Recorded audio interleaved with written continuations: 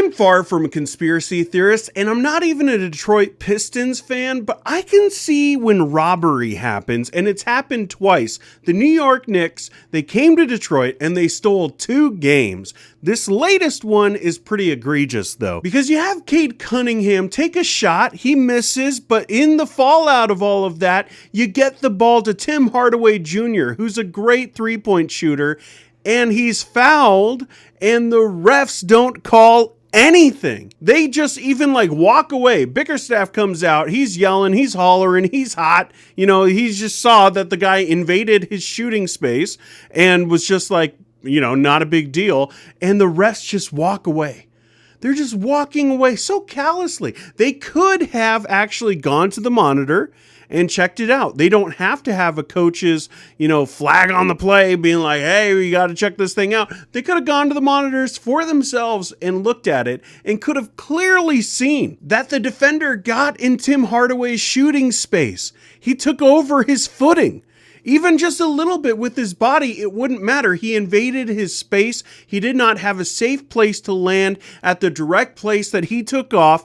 That is a foul. That's like the definition of a foul. It should have been 3 free throws for Tim Hardaway Jr., who's a great free throw shooter. It should have been a game where everyone came down to that one last free throw, and it could have been a win for the Detroit Pistons. And this is coming off of just last game.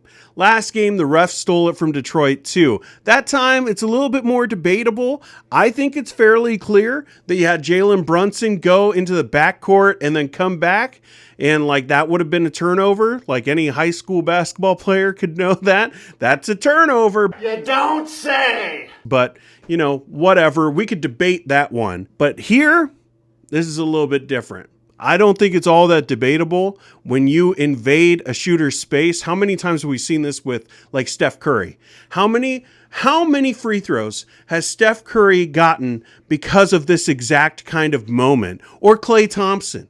But just because it's Tim Hardaway Jr., just because it's the Detroit Pistons, we're just not going to look at the monitors.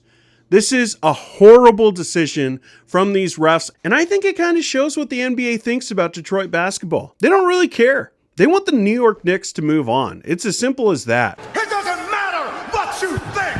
I don't want it to be true. I don't want there to be some huge conspiracy. I'm not saying that Adam Silver wrote a memo and it's going to be Knicks win at all costs. That's not what I'm saying. But I do think that the refs pay attention a lot more to Jalen Brunson and fouls that happen to him than anyone, including Cade Cunningham, on the Detroit Pistons. And that bias led to them just overlooking a very clear foul, a pivotal foul that actually might decide the series. It was 2-1. All right, you already gave him the last game, and now it's 2-1, and now we're going to be 3-1 instead of 2-2. We could have gone 7 games. Now it's probably not going to happen that way because the Pistons have to win 3 of 4 to advance. It's probably not going to happen. Thanks a lot, refs. Thanks a lot, NBA. I loved watching this game, by the way. The Detroit Pistons showed so much heart. You have Karl Anthony Towns lobbing up shots from all over the court. It looked like some of those pregame things where people are just goofing off and doing the Harlem Globetrotters things. That's what Karl Anthony Towns was doing on the court, and they still hung in there. They still hung in there when a guy was playing like that and making those kinds of circus shots. And Jalen Brunson obviously is a great player and he's doing his thing. New York is a very difficult team to beat, and the Detroit Pistons have beat them twice off the record now.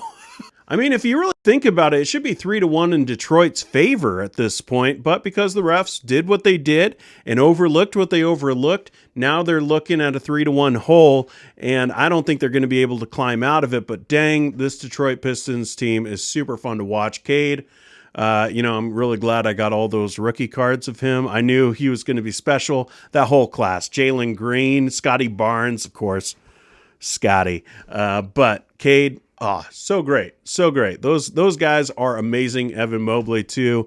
But man, it's fun to watch him. It's fun to watch him play, but it's just super disappointing when after all that heart, all that grit, all the near fights in this game that looked like they were about to happen, it gets decided by referees. Just thinking about it makes me mad. That's lame. NBA, you need to take a look at this thing and evaluate, what do you mean by someone invading a shooter's space? Is it just their feet?